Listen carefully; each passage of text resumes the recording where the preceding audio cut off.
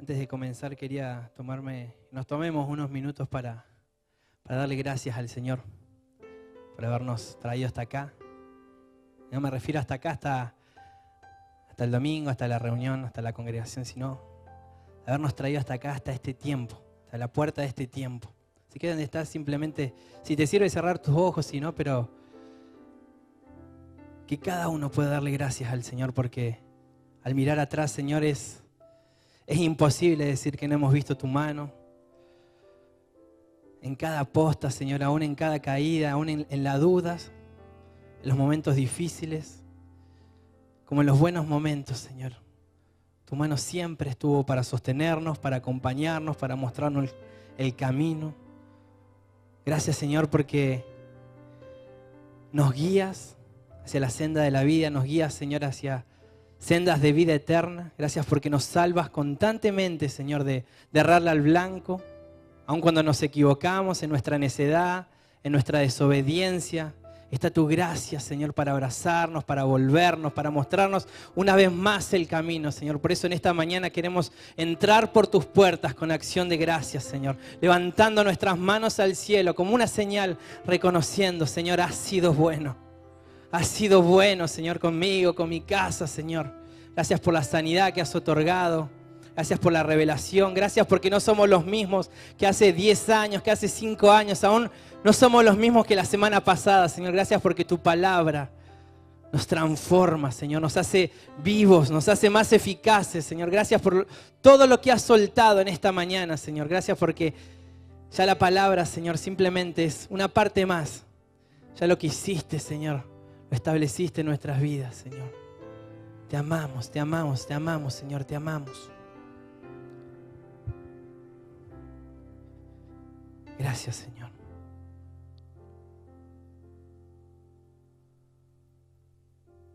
Bendigo a las personas que domingo a domingo nos acompañan. Hoy a la mañana Jere nos compartía un mensajito, un audio, no lo puedo escuchar, pero un testimonio de una familia de Estados Unidos que se levanta a las 5 a.m., 5 a.m. nuestra, a 5 a.m. de ellos, perdón, 5 de la mañana de ellos para formar parte de este culto. Y la verdad que eso, dígame si no es una varita que nos ponen. Por ahí yo estoy atrás a veces, antes me enojaba, ahora ya no. Pero ver gente que, lo tengo que decir, pero son las 11:30, 12 del mediodía y aparece porque recién se levanta. Está bien, o sea, no es que esté mal o que sea pecado, pero digo, se perdieron la mejor parte. Porque lo que el Señor hizo o hace en los tiempos, en las primeras horas del culto, es tremendo. O sea, la palabra es importante, también nos nutre, nos edifica. Pero hablo de esa sed, de ese hambre que tienen personas que están del otro lado del mundo, que a las 5 de la mañana se levantan con esfuerzo y con mucha sed para simplemente escuchar una palabra y tomarse de eso, porque es lo que, no es lo único que tienen, pero es de lo que se agarran en la semana para seguir creciendo. No se enoje nadie, no es contra nadie que digo esto, pero simplemente hablo de ese espíritu, digamos, y esa sed y hambre que nos genera el crecer, el estar, el escuchar, el formar parte de un culto. Nos compartían nuestros pastores, nos mandaban unos videitos y unos testimonios estuvieron en estos días allá en Estados Unidos con parte del equipo de allá.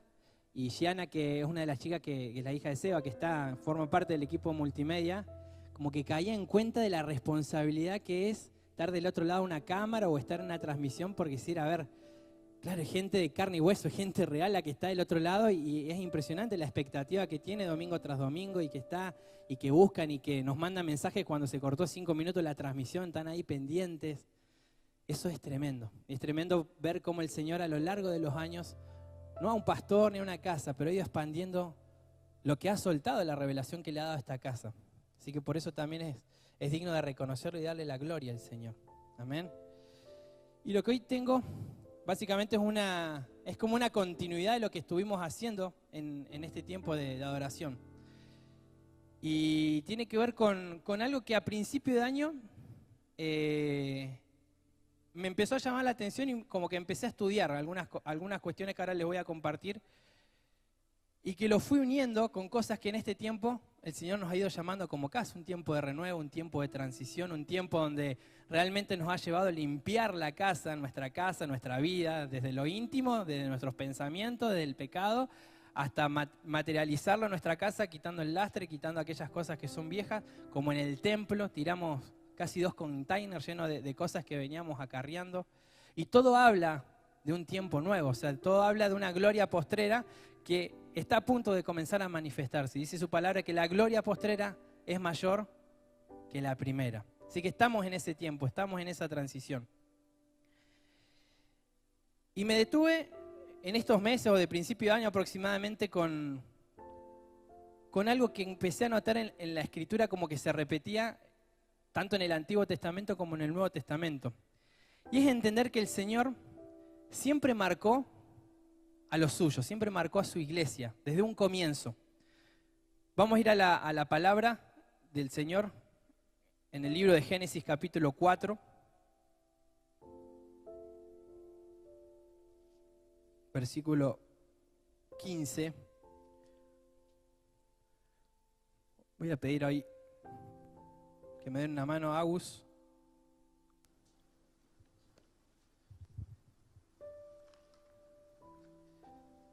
Meli. Ahí si quieren sentadita, no hace falta. Libro de Génesis, versículo 15. 4:15, sí. Libro de Génesis, el primer libro de la Biblia. Por lo menos es mi Biblia, es el primero.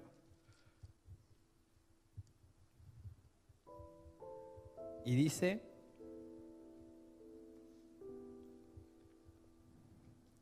Pero Adonai Elohim le dijo: no será así. Cualquiera que mate a Caín desatará 7 represalias. Y Adonai Elohim puso a Caín una señal para que no lo eliminara cualquiera que lo encontrara. Muy bien. Acá tenemos el primer punto en la Escritura donde el Señor está hablando de que marcó o hizo una marca física en el cuerpo, en este caso de Caín.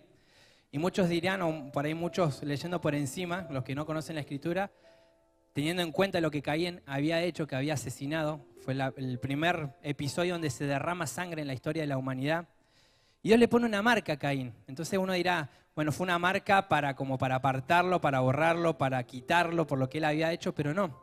Es una marca, por lo menos lo que dice la Escritura en el original, si quiere tomar nota, Ot se llama esa marca. O sea, se traduce como un signo, un señuelo o una marca distintiva. OTH en el hebreo. Y que habla de una marca de protección. Es una marca que Dios pone sobre Caín en este caso para protegerlo, porque dice, cualquiera que toque, cualquiera que quiera hacerle daño, 7 veces será maldito. Hay todo un misterio que no quiero ir por ese lado, pero recién estaba arrancando la humanidad, o sea, no había mucha gente sobre la tierra y uno se preguntará quién podría haberlo matado o de qué tendría que haberlo protegido, pero ese es otro capítulo aparte. Pero ahí vemos cómo el Señor, Elohim, Adonai, el Creador, pone una marca para protección. Vamos a ir un poquito más adelante, Meli, en Génesis 17, versículo 13. Ciertamente será circuncidado el nacido en tu casa y el comprado con tu dinero, y mi pacto estará en vuestro cuerpo por pacto eterno. Bien, acá hay otro tipo de marca que se establece. Está hablando de Abraham cuando Dios lo llama a salir de la tierra de su parentela. La marca, en este caso, es la circuncisión. Sigue siendo sobre el cuerpo, sobre la carne.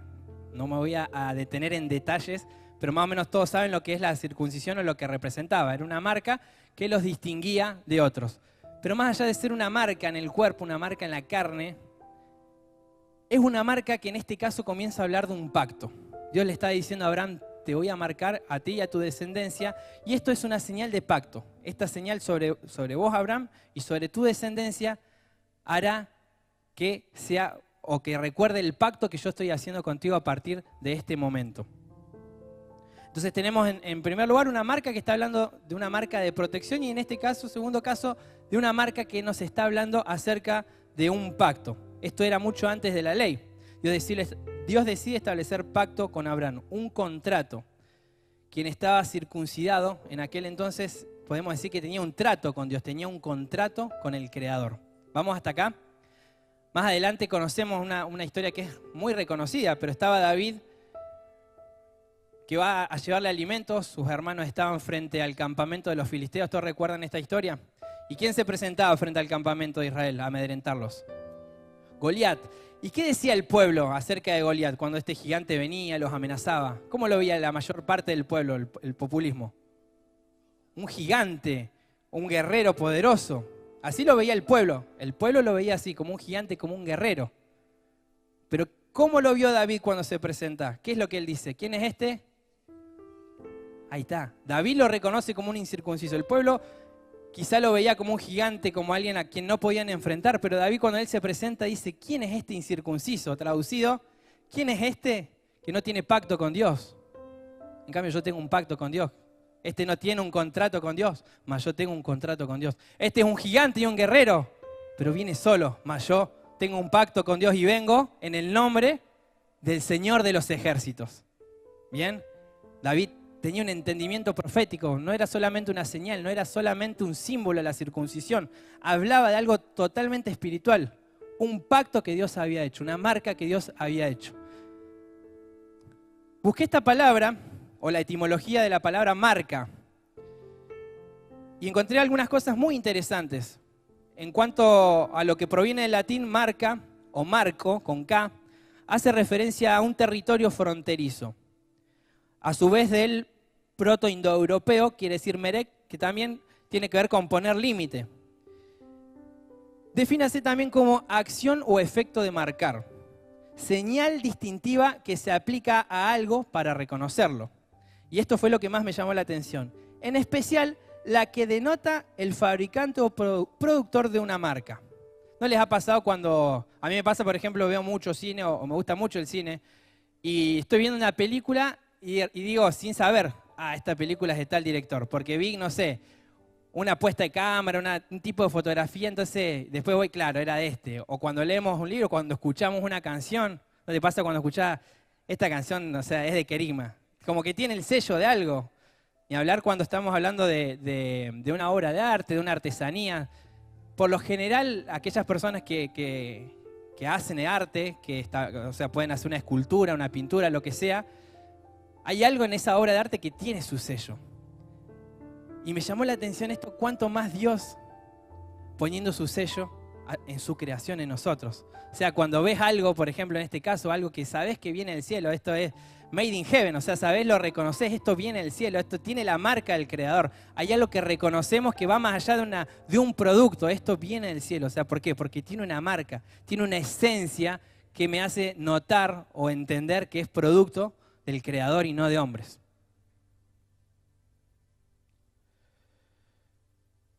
Vamos a ir a otro ejemplo en el libro de Éxodo 12, versículo 12. Vamos a leer bastante palabra hoy, escrita. Meli. Pues yo pasaré aquella noche por la tierra de Egipto y heriré a todo primogénito en la tierra de Egipto, así de los hombres como de las bestias, y ejecutaré mis juicios en todos los dioses de Egipto. Yo, Jehová. El 13. Y la sangre os será por señal en las casas donde vosotros estéis, y veré la sangre y pasaré de vosotros, y no habrá en vosotros plaga de mortandad cuando hiera la tierra de Egipto. Bien, como dice el 13 de vuelta, y la sangre os será por señal en las casas donde vosotros estéis. ¿O será por? Señal. Acá la palabra señal busqué y también hace referencia a esta que les leí al principio, OTH, que quiere decir una marca distintiva, un señuelo.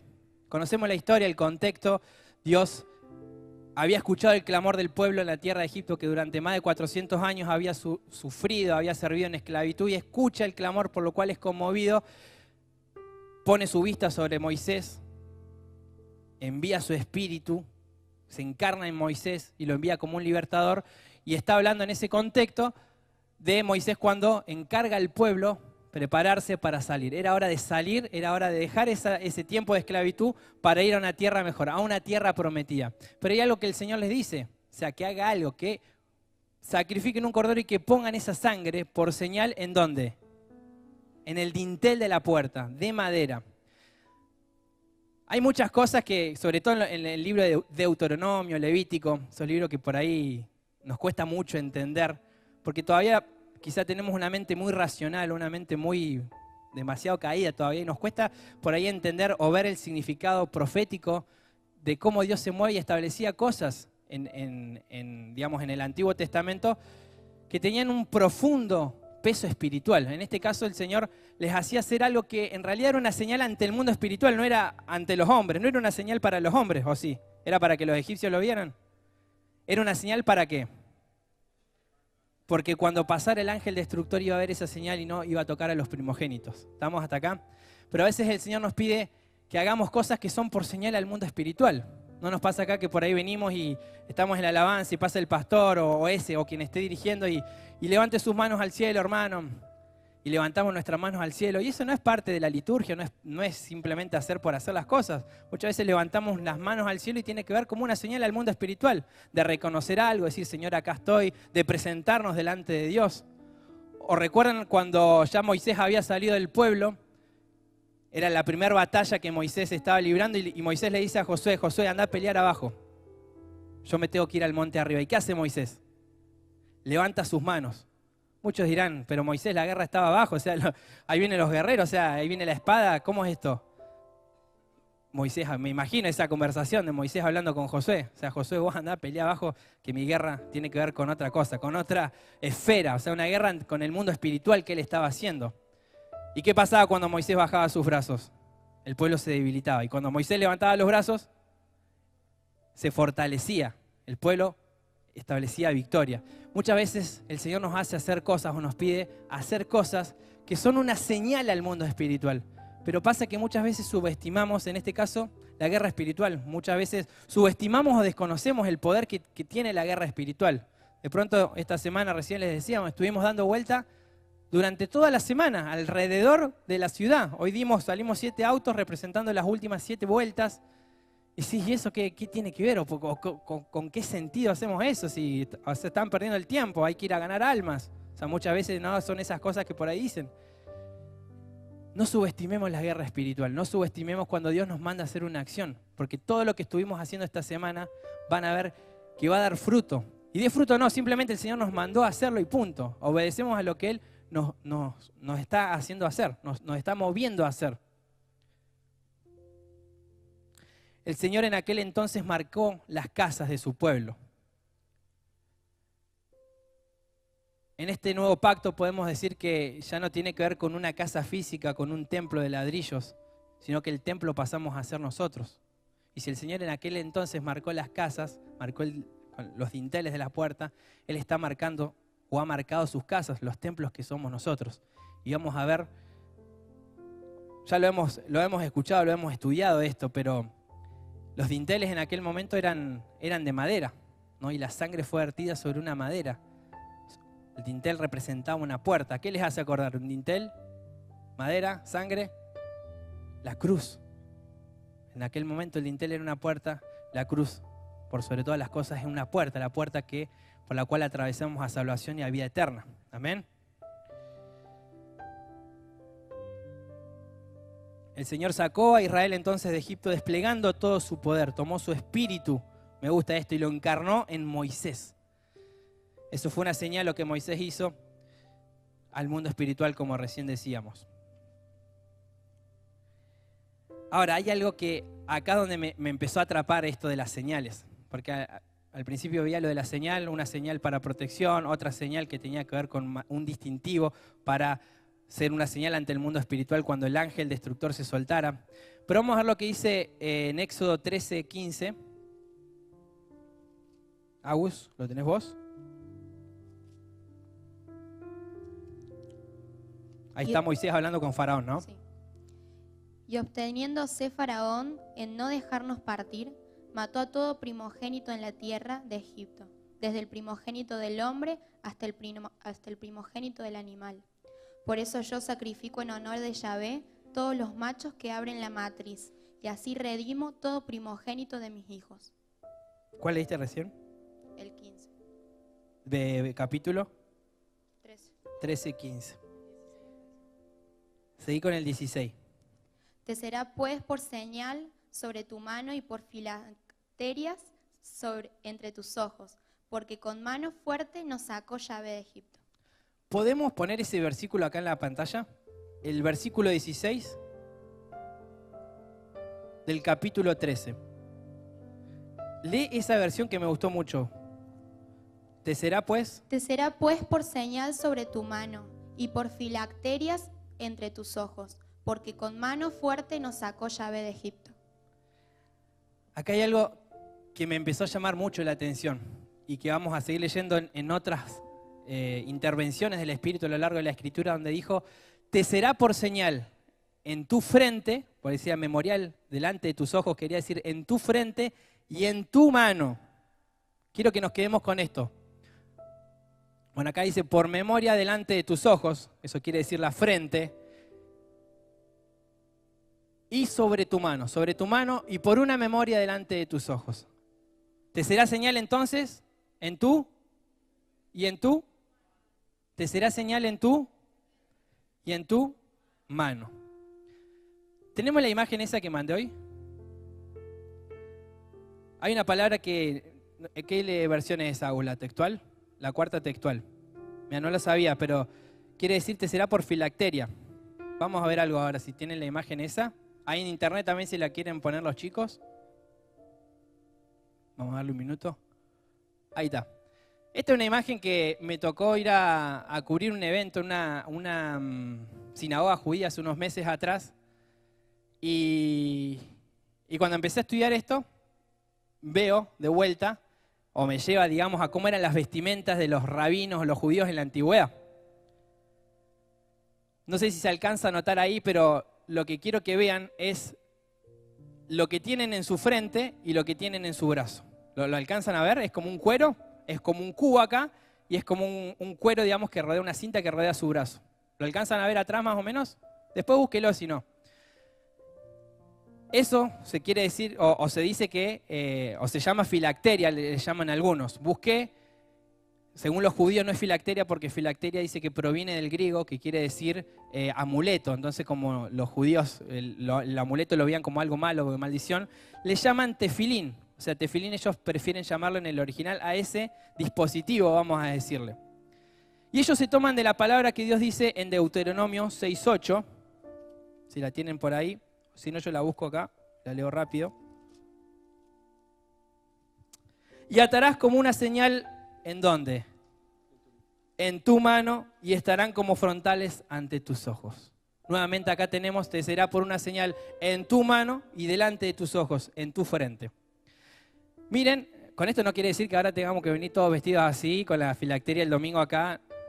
Estoy tomando algo, ellos lo tomaron literal, ellos lo establecieron, y muchas cosas, o sea, lo hacen o lo representan como un ritual hoy en día. Pero tiene un sentido para mí profético y tan profundo. Muchas veces el pastor nos cuenta cuando fue a Israel o de cómo ellos la palabra de Dios por todos lados escrita. Y ven el cubo que tienen acá, yo leo cubo porque lo veo así en la frente, dice que tiene 4 porciones de la escritura, en este caso de la Torá. Una es el Shema. ¿Saben lo que es el Shema? Cuando Dios está hablando del primer mandamiento, amarás al Señor tu Dios con todo tu corazón, con toda tu mente, con todas sus fuerzas. A eso le llamaron el Shema. Otra que tiene, que en realidad el Shema proclama la unicidad de Dios. Amarás al Señor tu Dios, porque el Señor tu Dios, un Dios es. Por otro lado, tienen una porción que la denominan como Bejaya, con B corta, que expresa la promesa de Dios desde que nos recompensará, si seguimos observando los preceptos, en este caso de la Torá. Otra porción que tiene una tercera es el Kadesh, que es el deber del pueblo judío de recordar siempre la redención de la servidumbre de Egipto, o sea, recordar el éxodo. Y por último, esta es tremenda, Bejaya, con B corta, H intermedia también, que es la obligación de todo judío de informar a sus hijos las cosas anteriores. O sea, lo que ellos las 4 cosas que tenían entonces acá era como un memorial. Primero para ellos, pero la última habla de tener presente, de no olvidarse, de transmitir a la generación que venía las bondades del Señor, las grandezas, las maravillas que Él había hecho al sacarlos de la tierra de Egipto. Y siempre cuento, creo que lo conté en una prédica anterior, a mí me impacta mucho cómo en la antigüedad la historia del Señor se fue transmitiendo de generación en generación. O sea, hasta que apareció la escritura o digamos, hasta que apareció la invención de la escritura y Lutero digamos, hizo la Biblia, por así decirlo, más popular. O sea, no todos tenían acceso a la escritura o a la historia de Israel. Ni hablar en la antigüedad que estaban solamente las tablas. Entonces uno dice, ¿cómo al día de hoy se transmite tan fiel la historia de Dios? ¿Cómo ha ido pasando? Y cuentan, o sea, los historiadores, que los abuelos, los patriarcas, juntaban a toda su familia, a sus hijos, familias muy, muy numerosas, muchos nietos, y le transmitían la historia de Dios y se la representaban cuando estaban en Egipto y Dios los había sacado y hacían, digamos, los ademanes cuando Dios los libró del faraón, echó a la mar los carros del faraón. Esa canción, no, ríanse, pero muchas veces, o sea, mi hijo o los chicos, cuando vemos que le enseñan una canción, los ademanes que les quedan. Y así se fue transmitiendo la historia del pueblo de Dios. O sea, se transmitía de boca en boca, pero se juntaban los abuelos, le expresaban. Es muy lindo eso. Pero tiene que ver con esto, con el vejaya, la obligación. Acá dice los judíos, pero nosotros tenemos, no voy a decir la obligación, pero sino la responsabilidad de transmitirle a nuestros hijos, a nuestra generación, a aquellas personas que el Señor nos ha puesto, de donde el Señor nos ha sacado. No olvidarnos nunca de dónde hemos sido cortados. Entonces una de las cajas del tefilín es colocada sobre el brazo izquierdo, que hace referencia al corazón. Entonces acá tenemos, átalas a tu mente y átalas a tu brazo. Hay una versión o una parte en el Cantares, no me acuerdo, creo que es Cantares 8, que dice, ponme como un sello sobre tu corazón, como una marca sobre tu brazo. Entonces acá como que empecé a ver en varias partes una marca en la frente y en el brazo. En la frente y en el brazo. A los pastores, si hay palabras, si hay algo, vamos a soltar. La marca de Jesús, los estigmas en la mano y en la frente. Mirá, no lo había notado eso, pero tiene mucho sentido. Los clavos en la mano, o sea, en esta parte, y en la frente, las marcas que le dejó la corona de espina. Wow. Dice en la frente. Muchas de las versiones o de la mente podemos hablar, y muchas otras versiones se transmiten mente como corazón. Esto también lo hemos visto. El corazón no el corazón físico que bombea, sino la mente que está acá en nuestro corazón. Y acá tiene mucho sentido esto. ¿Por qué en la mente? O sea, ese dispositivo. Ya sáquenlo si quieren. Dice Proverbios 23:7. Así como piensa el hombre en su corazón, así es el hombre. En la mente, amados míos, pasan todas las decisiones de nuestra vida. En nuestra mente, en nuestros pensamientos, transcurre toda nuestra vida. Desde los traumas, desde las heridas, de todo lo que hemos vivido, a las cosas buenas, pero absolutamente todo pasa por nuestra mente. Por eso Pablo, en varios de sus libros, de sus epístolas, hacía hincapié, hermanos míos, renovados en el espíritu de nuestra mente, renovados en nuestra mente, renovados en nuestra mente. Y acá vemos que la mente cobra un sentido fundamental. También es la mente la que conecta quizá el alma, la voluntad y la que mueve a que tomemos decisiones. Hay un dato que le contaba a Darío muy interesante. Después estúdielo, si quiere, véalo.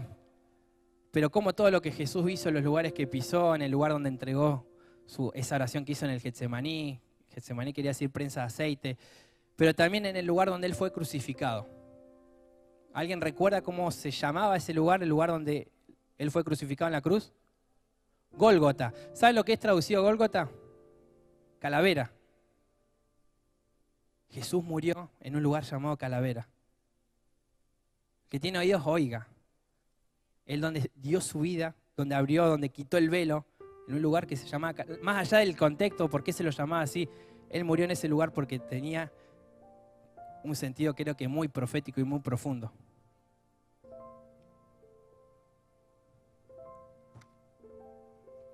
¿Vamos bien hasta acá?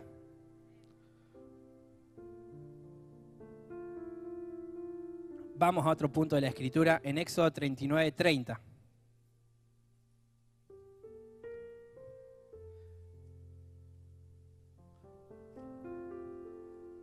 Lejos está de hacer o de levantar digamos, admiro mucho la cultura judía hasta hoy en día, muchas cosas que ellos hacen, pero lejos quizá de compartir esto, es para que veamos cómo Dios se ha movido a lo largo de todo el Antiguo Testamento y cómo, vamos a ver, de lo que fue una marca en nuestro cuerpo, ahora pasó a ser una marca en nuestra mente y en nuestro corazón. Pero es necesario entender algunos puntos y cómo el Señor se fue moviendo. Agus. Hicieron asimismo la lámina de la diadema sagrada, de oro puro, y a modo de grabado de sello, inscribieron en ella, consagrado a Yahvé. Bien, vamos más lento de vuelta. Hicieron asimismo la lámina de la diadema sagrada, de oro puro, y a modo de grabado de sello, inscribieron en ella, consagrado a Yahvé. Amén. La Reina Valera dice, hicieron asimismo la lámina de la diadema santa de oro puro y escribieron en ella, como grabado de sello, santidad a Jehová. Está hablando de la vestidura del sacerdote. Cuando Dios le revela a Aarón y a Moisés cómo debía ser la vestidura del efod, de las piedras, ¿cómo era el Urim, Turim? Siempre me pierdo. Urim, Purim, algo así. Y en este caso está hablando de la marca, era como una especie de corona, los cuales llevaban el sacerdote, pero una marca en la frente. Y acá está diciendo otra vez, un sello en la frente, que traducido era santidad al Señor.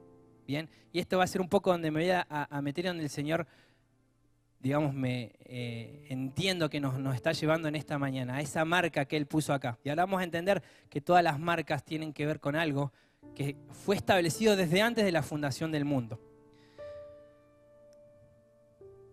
Rápido, un paréntesis que hablo. Juan 17, versículo 17. Estaba Jesús orando al Padre por sus discípulos. Pero hay una expresión que también la uno a todo esto. Y Jesús le dijo en su oración, Padre, santifícalos en tu palabra. Estamos hablando acá una marca, una palabra. Y Jesús orando, santifícalos en tu palabra. Es la palabra la que nos santifica. La palabra de Dios, la cual ha enviado y haciéndose en carne en nosotros, nos santifica, nos hace santos y puros. Ezequiel 9, capítulo 4.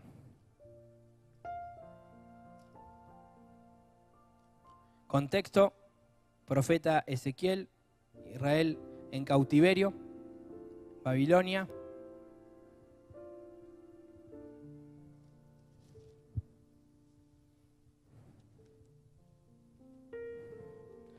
Ezequiel capítulo 9, versículo 4.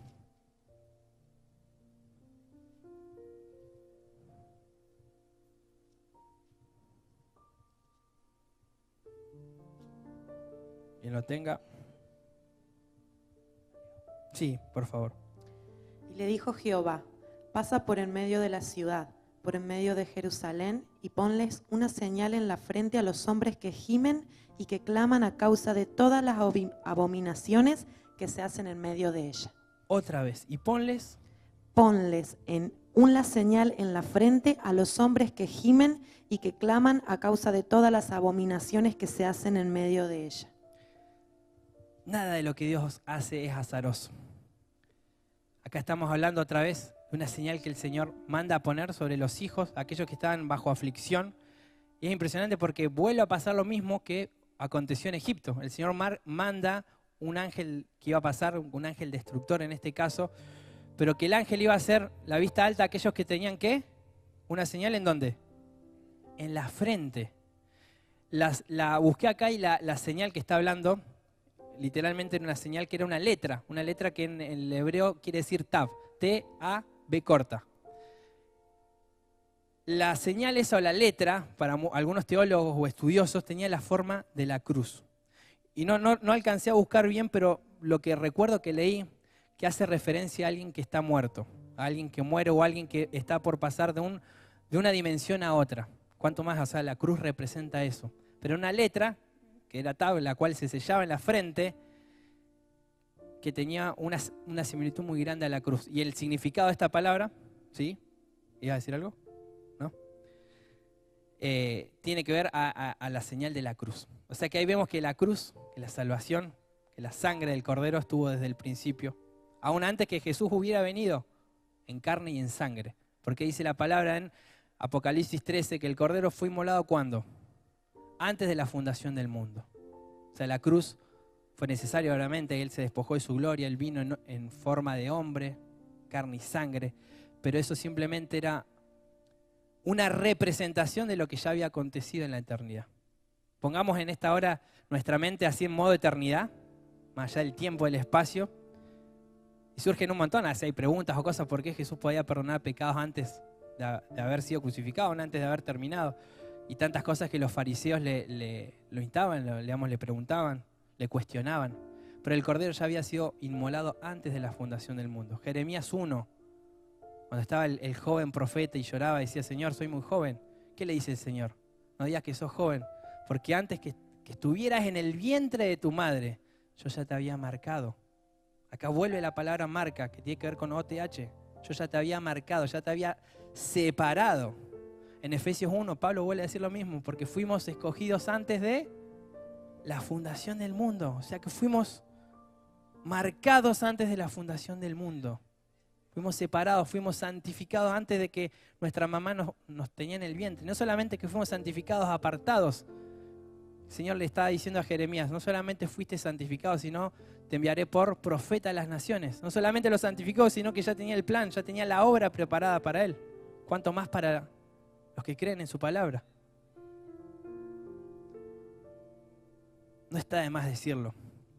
¿Cuántas personas vienen por primera vez o están por primera vez en una congregación cristiana? O han venido, digamos, hoy día. El Señor te bendiga, el Señor te bendiga. No somos una suerte del destino. Quizá las cosas que nos han pasado, nos han tocado vivir, en algún punto de nuestra vida nos llegaron a pensar de que ¿por qué vivimos al mundo? ¿Por qué venimos al mundo? Si para lo único que servimos es para hacer daño a los demás, o mirar lo que me tocó vivir en la historia de mis padres separados, esto, lo otro. Pero créanme, y que les digo con conocimiento y causa, que el Señor hace nuevas todas las cosas. Si a mí, alguien, 10 años, vamos a decir 12 años atrás, venía y me decía, mira Benjamín, te veo con saco, con camisa, con zapatos. Y no solamente eso, te veo siendo pastor, teniendo una familia, un hijo, predicando en una congregación evangélica. Yo le decía, ¿qué estás fumando? Convídame eso. Porque hace 10, 12 años atrás. No me jacto absolutamente de nada de lo que hoy soy. O lo que el Señor ha hecho en mi vida, porque todo lo que hace ha sido obra de Él. Pero créame cuando le digo que el Señor, cuando interviene en la vida de alguien, Él no deja las cosas a medias. Él cuando empieza, termina. Y no solamente eso, antes de que Él empiece, Él ya terminó. Dice Isaías, el Señor hablando al profeta Isaías, pregúnteme lo que ha de venir, pregúnteme de las cosas venideras, aun antes que estas acontezcan, yo ya las conozco. Decía una vez que el Señor, antes de hacer algo, Él ya terminó la obra. Porque preparó obras de antemano. Simplemente ahora estamos caminando y hacemos que esas obras se vayan manifestando. Amén.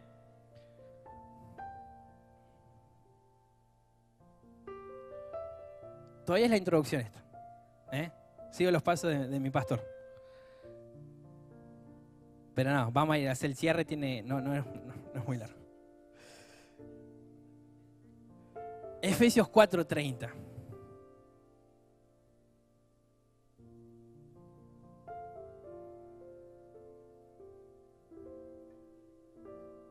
Ya estaba preguntando por qué no están filmando el resumen, pero no, hoy estoy en modo predicador, no, multimedia no.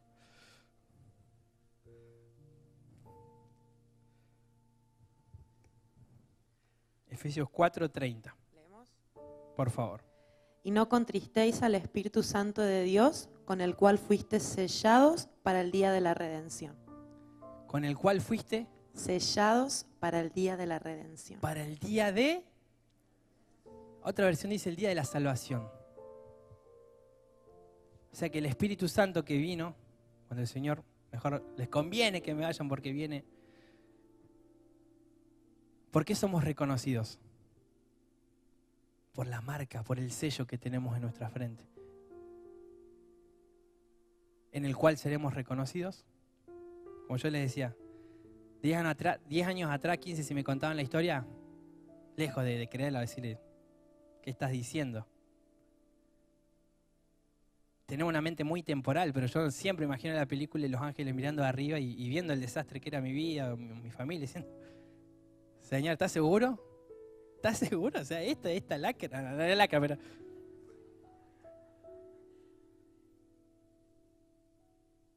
Pero hubo un día donde el Espíritu Santo intervino en mi vida y sé, y ahora entiendo, que reconoció una marca que yo ya tenía desde antes de la fundación del mundo, que cada uno de ustedes tenía. Si hoy están sentados acá escuchando sus palabras porque fueron guiados por el Espíritu Santo hacia este lugar. ¿Por qué? Porque hay una marca que nos hace diferentes, distintos, o una marca que nos hace distintivos de. Y no es porque tengamos que apartarnos del mundo. Ahora vamos a ver por qué hemos sido sellados. No simplemente para ser ovejitas de su prado, lindas, todas amuchaditas el domingo en la congre, separados, apartados, santificados, y de eso se trata todo, ¿no? Hemos sido sellados, marcados, porque tenemos un propósito. Jerry, quiero que vos mandabas hoy Salmo 24 de la mañana. ¿Quién subirá al monte del Señor sino el limpios de y puro? Te será como una marca en tú y en tú. ¿Quién subirá al monte del Señor sino el limpio de y puro? Wow, dije, cuando leí esto, ¿quién subirá al monte del Señor sino el limpio de manos y puro corazón? La mente, o el corazón, la mente, el espíritu, también nos habla de la conciencia, que la conciencia es aquello que nos hace tomar cuenta de nuestro pecado, que nos hace tomar cuenta también de la realidad de Cristo. Le preguntaba ayer al pastor Pablo, le estaba haciendo al pastor Pablo Aristimuño algunas consultas, pues estaba preparando esto y que me aclarara porque él hace un tiempo habló de la conciencia. Revise ese material, creo que está cargado en el canal. Pero claro, él me decía, la conciencia es aquello que en cierta manera nos hace entender, razonar de que todo se trata de Cristo. ¿Por qué? Porque por medio de Él y para Él fueron hechas todas las cosas. Pero nuestra mente nos hace ver que Cristo o Cristo está manifestado el domingo, cuando siento algo, cuando voy a la congregación, pero salgo acá y ¿qué pasó? O sea, Cristo el domingo, el lunes, el martes, Cristo en mi casa, Cristo en la calle, todo es creado, fue creado por medio de Él y para Él. Y todo es sustentado por el poder de su palabra. O sea que todo lo que vemos, tangible, manifiesta a Cristo de alguna manera.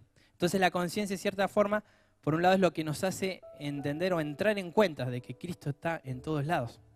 Pero la conciencia tiene que ver también con aquello que nos recuerda de que somos pecadores. Es como aquella alarma que se encienda dentro nuestro cuando nos dice, por ahí no, eso no mires, no te tires. No. ¿Cómo era eso? No me acordé de un ejemplo. No. El Espíritu Santo hablando. Esa vocecita dentro nuestro, vocecita digo, pero que nos corrige cuando sabemos que estamos pifiando, cuando pasamos mucho tiempo en internet y de repente se salta una página que no tenemos que ver, esa incomodidad que sentimos adentro, cuando vamos caminando en la calle o manejando en la calle y nos cruza un auto y se nos escapa una palabra media chancha y de pronto nos sentimos, esa es nuestra conciencia, no que nos hace sentir culpa porque ese no es el Espíritu Santo, sino que nos trae convicción de nuestro pecado, aquellas cosas que lo incomodan al fin de cuentas a Él, porque somos, recuerden, habitación de su Espíritu. Y todo lo que hacemos, vemos, cuando te sentás a ver una película, nos sentamos a ver una película, lo que sea que hagamos, o sea, Espíritu Santo, ¿estás cómodo con esto?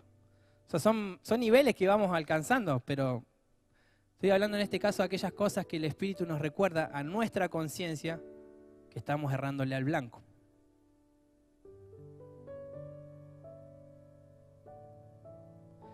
Vamos a ver la antítesis de todo esto y ya con esto voy cerrando la introducción. Pero vamos batando algunos puntos. Vamos a ir a 1 de Timoteo 4:1, por favor.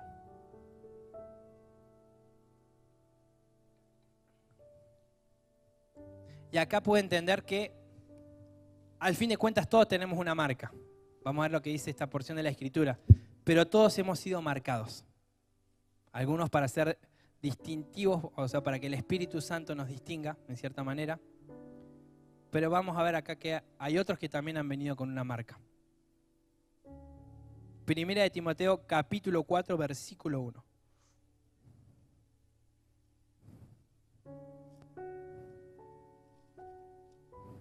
Pero el Espíritu dice claramente que en los postreros tiempos algunos apostatarán de la fe, escuchando a espíritus engañadores y a doctrinas de demonios. Verso 2. Por la hipocresía de mentirosos que teniendo cauterizada la conciencia, ¿Sigo? Sí. Prohibirán casarse y mandarán abstenerse de alimentos que Dios creó para que con acción de gracias participasen de ellos los creyentes y los que han conocido la verdad. Bien, hasta ahí. Pero me detengo en lo que dice en el versículo 2. El Espíritu dice claramente que en los últimos tiempos algunos apostarán de la fe, prestando atención a espíritus engañadores y a doctrinas de demonios, mediante la hipocresía de mentirosos que tienen cauterizada la conciencia. ¿Qué es cauterizado? ¿Alguien alguna vez ha leído esta palabra? Es una marca, ¿cierto? Cuando se cauteriza una herida, se dice que, por lo menos lo que yo leía, se cierra con un metal caliente que quema, que eso hace que la herida cierre. Pero en cierta forma lo que está diciendo acá, vienen con un sello en su conciencia. Su conciencia está cerrada. Y acá hablamos, o sea, otro capítulo aparte, pero estamos hablando de la conciencia y de la mente.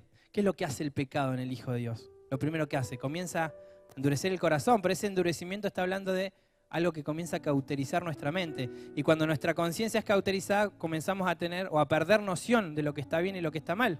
Lo que al principio nos parecía aborrecible, nos parecía totalmente pecaminoso, de repente ya no lo vemos tan así. Pero no fue un día para el otro, fue como un proceso del cual nuestro corazón se fue endureciendo, nuestra mente se fue cauterizando.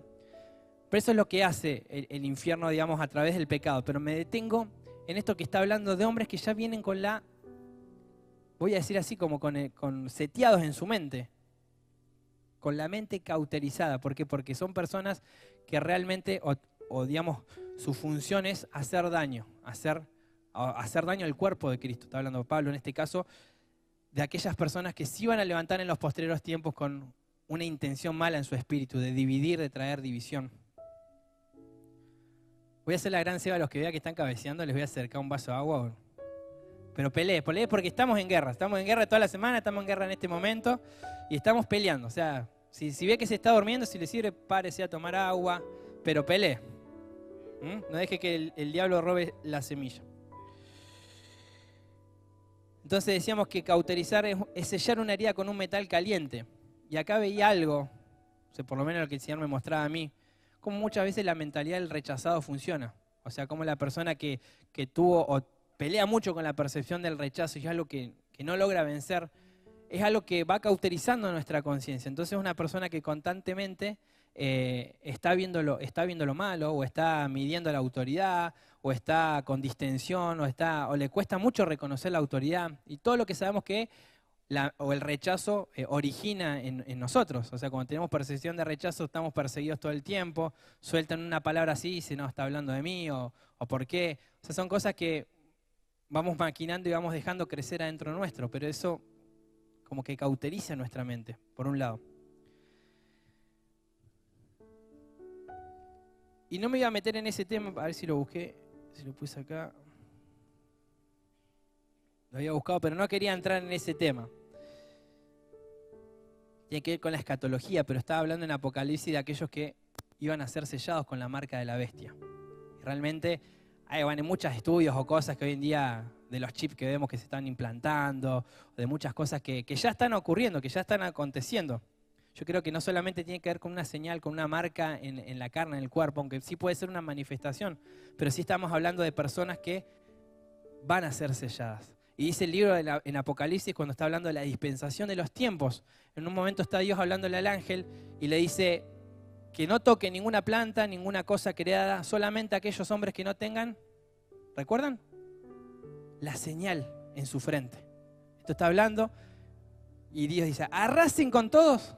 No, perdón, arrasen solamente con aquellos que tienen la marca en el cuerpo. No toquen las plantas, no toquen los animales, solamente aquellos que tienen. Pero no quiero ir por ese lado, pero simplemente poner estos dos ejemplos, o sea, y entender que en algún punto todos venimos con una marca. Yo le puse un título a esta predica que es la marca del Cordero, porque es lo que el Señor me mostró que en realidad antes de la fundación de este mundo ya había sido establecida sobre cada uno de nosotros. Y por medio de su hermoso Espíritu Santo, esa marca, o hemos sido hallados, pudimos tener convicción de nuestros pecados, reconocerle como Señor, alcanzar salvación y hoy estar caminando en la realidad del reino. Pero bendigo al Señor tanto por habernos por haber fijado su mirada en cada uno de nosotros. Ya voy a ir cerrando, pero quiero que ahí donde estás nos detengamos un minuto. Y vamos a entender que esa marca fue lo que desde el principio de esta reunión hoy día estuvo estableciéndose todo el tiempo, que es su sangre. Su sangre, porque el Cordero que fue inmolado antes de la fundación del mundo, Él había dado su vida, su sangre. Y después en la cruz Él concretaría y uniría ese acto. Pero su sangre ya nos había marcado.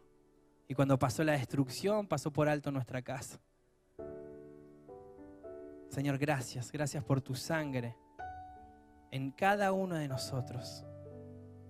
Gracias porque esa sangre, Señor, nos ha limpiado, ha lavado nuestras conciencias. Hoy reconocemos esa sangre poderosa, esa sangre victoriosa, esa sangre que habla de tu victoria en nosotros, Señor. Porque todo se trata de ti, ni siquiera de nosotros. Porque si nos marcaste, Señor, fue porque tenías un propósito eterno que trasciende nuestras vidas. Gracias, Señor. Gracias, Padre.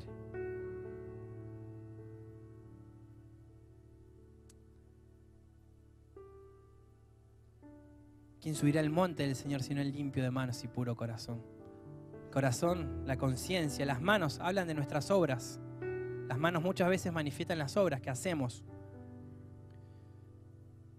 Se me viene ahora un ejemplo, no lo tengo acá anotado, pero ¿recuerdan cuando el Señor manda a Jehú a matar a Jezabel porque nadie podía enfrentarla? Dice que esta reina, que en realidad representaba todo un sistema espiritual, es arrojada de una torre, ¿cierto? Cae y los perros comen. ¿Pero qué queda? Las manos y la cabeza. Se me vino ese ejemplo. Las obras de sus manos y la cabeza. Y sabemos que ese bichito está dando vuelta. Estamos ahí. Pero todo tiene que ver con la conciencia, la cabeza, las manos, las obras que manifestamos. Por eso el que peca, no peque más. El que roba, no robe más. El que miente, no mienta más. El que adulteraba, no adultere más.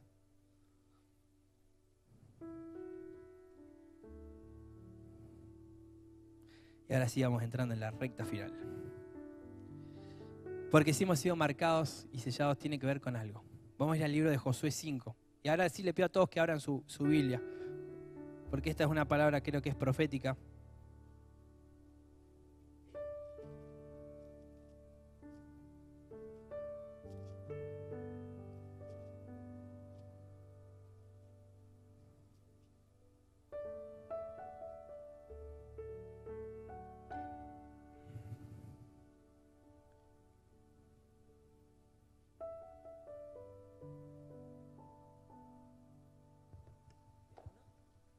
Cuando quieras, Meli.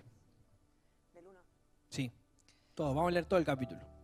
Cuando todos los reyes de los amorreos, que estaban al otro lado del Jordán al occidente, y todos los reyes de los cananeos, que estaban cerca del mar, oyeron cómo Jehová había secado las aguas del Jordán delante de los hijos de Israel hasta que hubieron pasado, desfalleció su corazón y no hubo más aliento en ellos delante de los hijos de Israel. En aquel tiempo Jehová dijo a Josué: hazte cuchillos afilados y vuelve a circuncidar la segunda vez a los hijos de Israel. Y Josué se hizo cuchillos afilados y circuncidó a los hijos de Israel en el collado de Aralot. Esta es la causa por la cual Josué los circuncidó. Todo el pueblo que había salido de Egipto, los varones, todos los hombres de guerra, habían muerto en el desierto por el camino después que salieron de Egipto. Pues todos los del pueblo que habían salido estaban circuncidados, mas todo el pueblo que había nacido en el desierto por el camino después que hubieron salido de Egipto no estaba circuncidado. Porque los hijos de Israel anduvieron por el desierto 40 años hasta que todos los hombres de guerra que habían salido de Egipto fueron consumidos por cuanto no obedecieron a la voz de Jehová.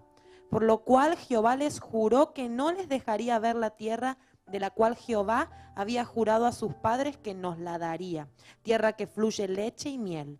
A los hijos de ellos que él había hecho suceder en su lugar, Josué los circuncidó, pues eran incircuncisos, porque no habían sido circuncidados por el camino.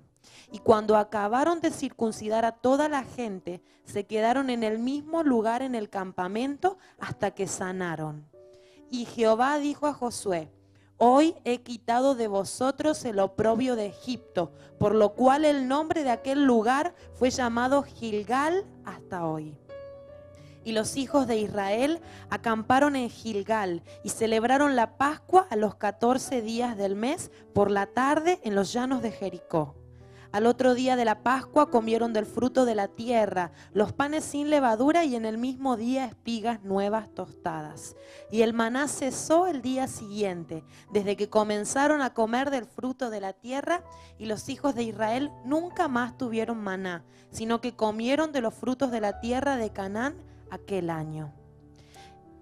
Estando Josué cerca de Jericó, alzó sus ojos y vio un varón que estaba delante de él, el cual tenía una espada desenvainada en su mano. Y Josué, yendo hacia él, le dijo: ¿eres de los nuestros o de nuestros enemigos? Él respondió: no, mas como príncipe del ejército de Jehová he venido ahora. Entonces Josué, postrándose sobre su rostro en tierra, le adoró y le dijo: ¿qué dice mi señor a su siervo? Y el príncipe del ejército de Jehová respondió a Josué: quita el calzado de tus pies, porque el lugar donde estás es santo. Y Josué así lo hizo. Amén, amén. Sabemos quién era ese príncipe. Te lo escuchaba el pastor Fernando una vez predicar. Cada vez que un ángel intervenía y en este caso la persona que estaba frente a ese ángel se postraba, el ángel, ¿qué le decía? Levántate. En este caso Josué se postró y adoró al ángel. Sabemos que era el Señor Jesús, Cristo. Pero más allá de eso, hay una segunda circuncisión que Dios manda hacer. La primera leímos que fue con Abraham, primer pacto que hace, la primera marca, la primera señal. Rápidamente una síntesis: salen de Egipto, 40 años en el desierto. El Señor le dice: es el tiempo, es la hora. Ya lo saqué, ya pasó una generación. Dice acá, en el contexto, que habían prácticamente los soldados leía, pero sabemos que no había soldados, o sea, porque lo único que sabía hacer Israel cuando salió eran adobe, eran gente que se dedicaba a la construcción. Pero una generación tuvo que pasar para que una nueva entrara a la tierra prometida. Y hay una circuncisión que el Señor manda hacer, una marca. Y leía escuchaba que el promedio de edad que entró con Josué a la tierra prometida era entre 18 a 25 años. 20 años tenían los jóvenes que entran, la nueva generación. Por eso lo que la pastora Eli impartió en el momento de la cena, esta generación, porque entiendo que viene ese tiempo. O sea, todo lo que el Señor nos está preparando, esta transición, tiene que ver con esto, con un tiempo de conquista. Estuvimos dando vuelta a toda una ciudad. Lo hicimos como congregación el domingo pasado. Cayeron los muros, fue la primera enmienda la segunda en realidad, porque la primera guerra que tiene Israel es con Egipto. Pero fue en Jericó. Una vez que los muros cayeron, ya el pueblo después comenzaría una consecutiva de conquistas y ya se forjaría en la guerra, y el Señor los iría llevando de victoria en victoria. Y tiene que ver con algo que creo o esta circuncisión que el Señor me hablaba en esta mañana, de partir, o circuncidar una mente que estaba acostumbrada a andar en el desierto, para establecer ahora una mente capaz de gobernar, de conquistar y de gobernar. Que es eso lo que entiendo que el Señor nos está empujando y quiere activar en este nuevo tiempo a los discipulados, a los pastores, a los coordinadores, una mentalidad nueva, una mentalidad de conquista. Y aún las que ya vienen, hablamos el otro día, lo que ya venimos quizá con el chip del discipulado anterior, lo que el pastor Seba nos compartía la semana pasada. Borrón y cuenta nueva, muchas cosas. Despojémonos de la vieja forma, despojémonos cuanto antes, porque el Señor quiere hacer algo nuevo, un diseño nuevo. Y esta mentalidad de conquista tiene que ver con, voy a reforzar algunos puntos importantes. Por un lado, un sentido de responsabilidad que el Señor espera de nosotros. La responsabilidad es aquello que nos hace confiables.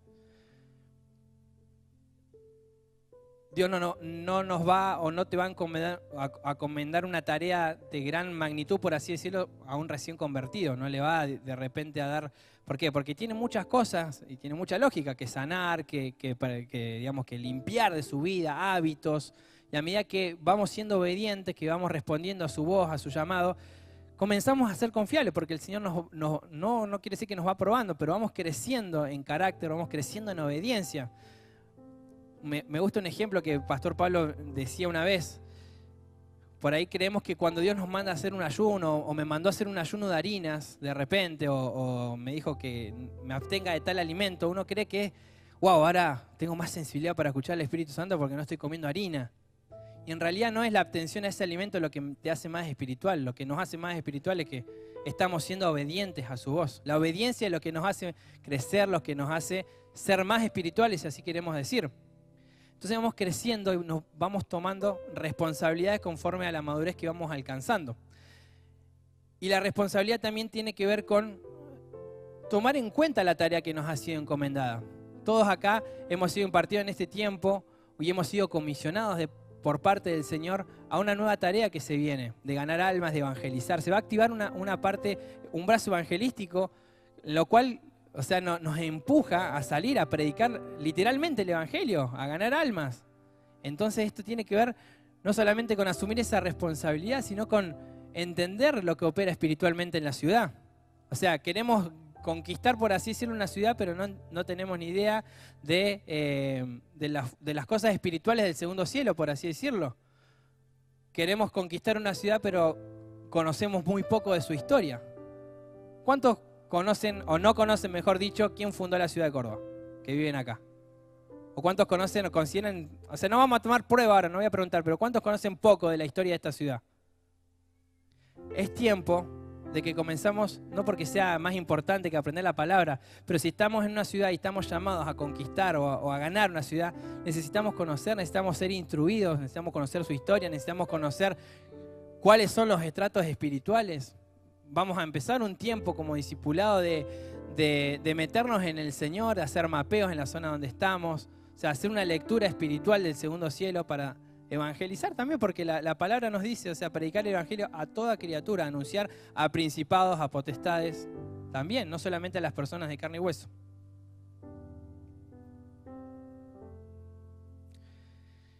Y decía la palabra esta, y ahora sí, con esto ya vamos a ir cerrando.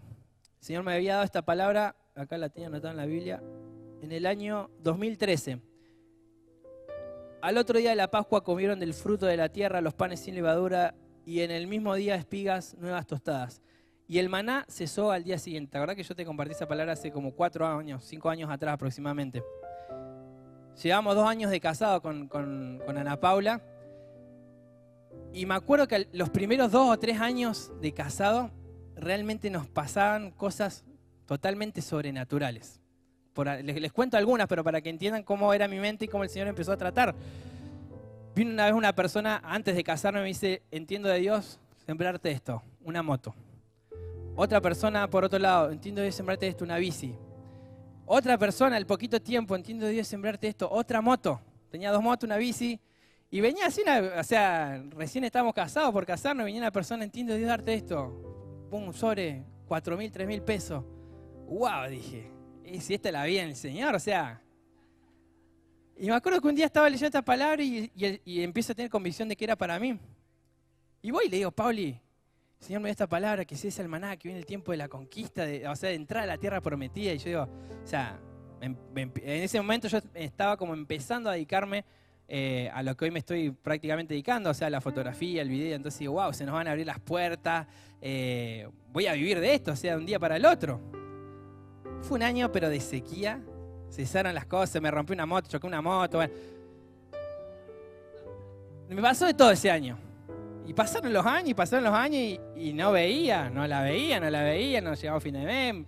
Las veces que hemos comido, o sea, mate cocido a la noche y la pasamos. Y yo digo, Señor, ¿y esa palabra que me diste que era el tiempo, entrar a la...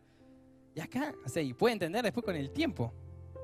Que tiene como una cuestión de mentalidad. O sea, el maná iba a cesar, pero ahora requiero que te esfuerces y que seas valiente. O sea, que salga, que labure, que me sirva a tiempo completo, pero O sea, hay veces que son las 12 de la noche y salimos acá a la congregación, venimos, estamos en este tiempo intentando volcarnos 100% a esto, pero a su vez también trabajamos, tenemos nuestras cosas, porque queremos conquistar. O sea, sabemos que es una conquista, una guerra que estamos peleando todavía, que no hemos de conquistar, pero que la estamos peleando con mucho esfuerzo, de tener la libertad económica que tantas veces el pastor Sebastián nos enseña. Pero eso no va a venir de la noche a la mañana, eso requiere esfuerzo, eso requiere que vengamos acá, que nos dediquemos al ministerio, al pastorado, pero a su vez también, hasta donde el Señor nos marque en nuestra profesión o con lo que Él nos ha dado, también nos requiere mucho esfuerzo. Y tiene que ver con esto, ¿no? Con una cuestión de dejar esa comodidad, de esperar que las cosas nos lluevan de arriba, que la bendición, que las ofrendas nos lluevan de arriba, para comenzar a esforzarnos. Y no porque podamos lograr cosas en nuestras fuerzas, porque al fin y al cabo toda provisión viene de lo alto, pero si el Señor quiere enseñarnos el esfuerzo, la valentía, esfuérzate y sé valiente. Esfuércense y sean valientes. No temas. Creo que esto lo compartí una vez, pero la palabra no temas, ¿saben cuántas veces aparece en la Escritura? 365 veces. Una vez para cada día. Preguntarle a Josué si no tenía que esforzarse de tener un agua que brotaba de una roca, ahora tenían que cavar pozos. No era fácil, y ahí es donde el pueblo empieza a quejarse. Capítulo aparte. La queja. La mentalidad, una generación que quedó en el desierto, que quedó atrás a causa de la queja. Señor, ¿para qué nos sacaste si allá estábamos cómodos por lo menos? O sea, teníamos que comer, no teníamos que esforzarnos para obtener las cosas. Y ahí está 2 momentos, o sea, no tiene nada de malo pensar así. La comunidad no tiene nada de malo, no es pecado, simplemente te estás perdiendo lo mejor. Ese esfuerzo, esa angustia que requiere, los procesos. No solamente hablo del trabajo, lo económico, hablo de cuántas personas están haciendo el programa Vivir o están peleando con las adicciones o con algún problema emocional. No teman ni desmayen. No teman ni desmayen. No le teman al proceso que hoy les toca vivir. No tengan afán por querer salir rápido de esa situación.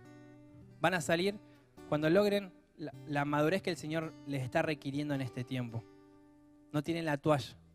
No le tengan miedo al dolor, no le tengan miedo a la angustia, no le tengan miedo si hoy les toca estar peleando solos, si hoy de repente tuviste problemas con tu familia. No le tengas miedo a ese proceso, es necesario transitarlo. Es necesario, como dice Roger, atravesarlo por el medio. Porque en algún punto lo vamos a tener que atravesar, pero mientras más le esquivamos, o sea, en algún momento, si queremos ir hacia ese lugar, vamos a tener que transitarlo, atravesarlo. Entonces el Señor en esta mañana entiendo que quiere circuncidar esa mente, una mente acostumbrada a lo cómodo, al maná que le llovía del cielo, al desierto, para una vez Cristo en nosotros, empujarnos hacia la conquista. Leía, muchas veces creímos que Moisés no entró a la tierra prometida por lo que el pueblo había hecho, pero dice la Escritura que Moisés en realidad muere por largura de días. O sea, él cuando el Señor lo viene a buscar, cuando el Señor te viene a buscar es porque vos ya cumpliste tu propósito en la tierra. Y en realidad lo que Moisés tenía era un espíritu libertador. Él había sido levantado como un libertador, con una unción libertadora, pero iba a levantar a un José y un Caleb con una unción conquistadora. Muchas veces quizás estamos afanosos o queremos que tenemos que ser lo que entren en la tierra prometida. Y quizás en nuestro caso simplemente nuestra función es esa unción libertadora, o sea, de cambiar toda una herencia de vida, del pecado, de las iniquidades. ¿Para qué? Para prepararle el camino a aquel que viene detrás de nosotros para conquistar lo que viene. Entonces entender también la tarea o el tiempo que como papá o como digamos en esta generación te toca vivir. Simplemente quizás ahora estás abriendo un camino, trazando un camino, enderezando un camino. ¿Para qué? Para lo que viene después de vos, sea lo que conquiste, lo que se establezca en la tierra prometida.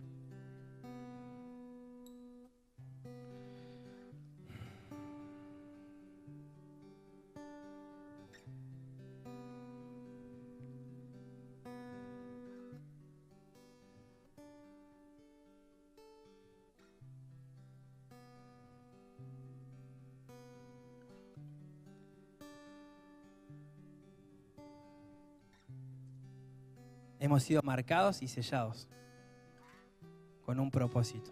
Esa marca, ese sello es la sangre de Jesús. La sangre que fue vertida antes de la fundación del mundo y que se estableció en este plano a través de la cruz del Calvario. Y si la hemos reconocido, si hemos visto el poder de esa sangre y su espíritu hoy en día nos ha reconocido, nos ha llamado, es porque tenemos una misión. Esa marca simplemente que hoy en día portamos, por así decirlo, si vale decirlo, ya no tiene que ver con una cuestión física, una marca carnal, porque dice que en aquel día escribiré mis leyes, ¿en dónde? En tu corazón, en tu mente. Ya tiene que ver con algo que se impregna en nuestro espíritu, no en nuestra carne física. Y entender que esa sangre y esa marca simplemente es para que separar luz de tinieblas. Si estamos acá con esa marca y a través de esa sangre es para que separemos la luz de las tinieblas. Para que si a nosotros nos fue mostrado el camino, podamos mostrar el camino a los que vienen detrás de nosotros. Se viene un tiempo de conquista, nos decía el Señor, pero tenemos que entrar con una mente de conquista.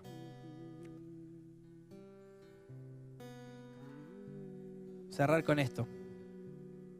Hebreos 9, versículo 14.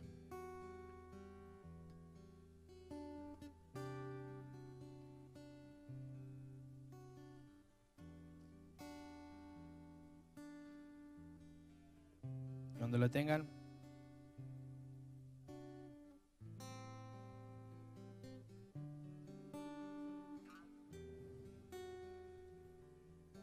Dale, Agus.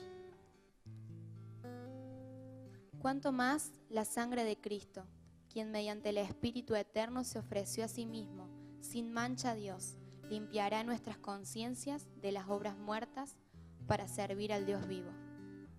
Cerramos con esto. Esa sangre que limpiará nuestras conciencias de obras muertas. No solamente las obras que tienen que ver con el pecado, sino las obras antiguas, las obras que manifiestan una mente de esclavitud, una mente de queja, para transformarnos en una mente de conquista y de gobierno. Quiero que nos vayamos en esta mañana ceñidos de ese espíritu que se impartió a través de los jóvenes que pasaron acá al frente. Nos vayamos ceñidos y con fe, porque hemos sido enviados como corderos en medio de lobos, hemos sido enviados. Le voy a pedir a los pastores que pasen, o si tienen algo que compartir antes, pero he entendido de orar,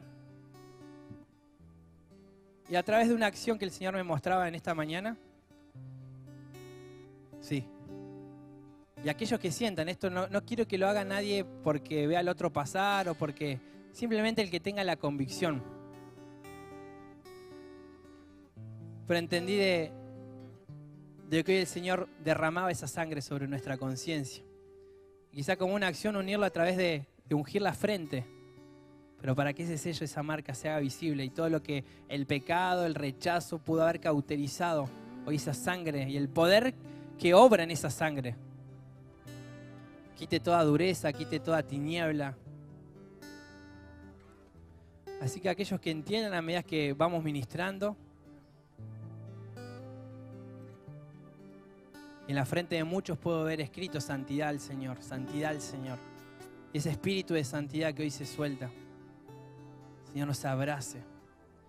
Porque ya, como decíamos, Señor, las marcas no tienen que ver con una marca en nuestra carne, una circuncisión en nuestra carne, sino en nuestra mente, en nuestro corazón.